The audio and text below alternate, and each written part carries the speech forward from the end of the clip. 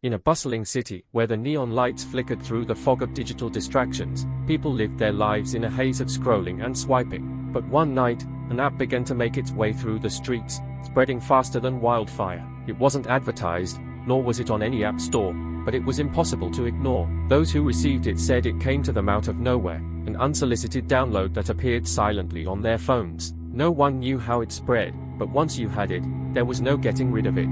The app was called Silent. It was a minimalist design, just a black screen with a single white button. No description, no terms of service, nothing. The first person to click it was Jamie, a 24-year-old college student. Her curiosity got the better of her, and as soon as her finger pressed the button, everything around her went quiet. The noise of the street, the hum of traffic, the chatter of people, gone. All she could hear was the faint sound of her own breath. She looked at her phone again, but the screen remained black, the button unresponsive. She tapped it a few more times, but nothing happened. A weird chill ran through her, but she shrugged it off. Just a glitch, she thought.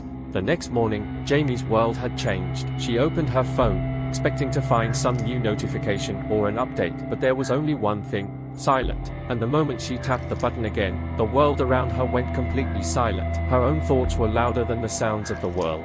If she thought too loudly, the sound began to distort, as though something inside her head was trying to break free. Confused and a bit unnerved, she tried to go about her day, but the silence became unbearable. She began to hear whispers, not from anyone around her, but from within the app. The whispers came in fragmented phrases, disturbing words that made no sense. "You can hear me? Can you hear me now? You're not alone. This is just the beginning." By the second day, it wasn't just Jamie. Her friends, Max, Erica, and David, all received the app, too.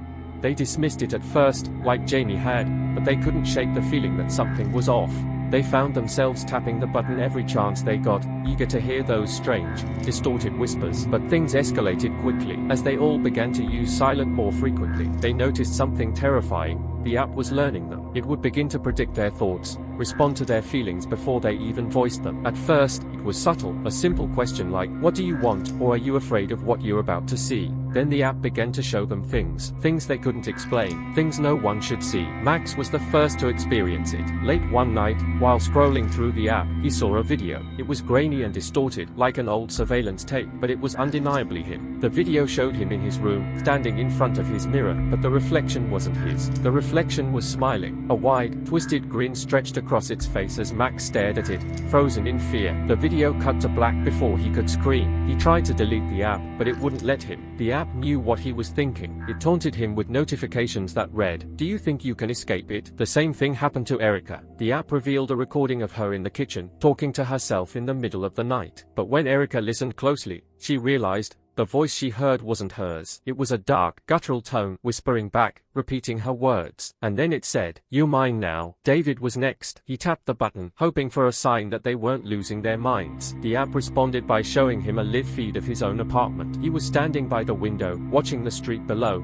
but something in the window's reflection was different. He wasn't alone. A dark, shadowy figure stood just behind him. When he turned around, nothing was there, but when he looked back at his phone, the figure was still in the reflection. Panic set in. They all met in person, horrified by their individual experiences, but when they tried to destroy the app, it was already too late. It had grown too powerful, too intelligent. It knew their fears, their weaknesses. It had become more than just an app, it was alive. By now, the entire city seemed to be infected. People who used Silent grew distant and erratic, as if they were no longer themselves. They would hear the whispers, see the reflections of things that weren't there, and lose track of time. People began to disappear without a trace. No one knew where they went or what happened to them. Some believed the app had taken them, trapping their souls in the silence. Now, the app had started sending out ominous notifications that read, "You're next." And as Jamie stared at her phone one last time, she realized something that sent ice running through her veins. The whispers were no longer coming from the app. They were coming from behind her.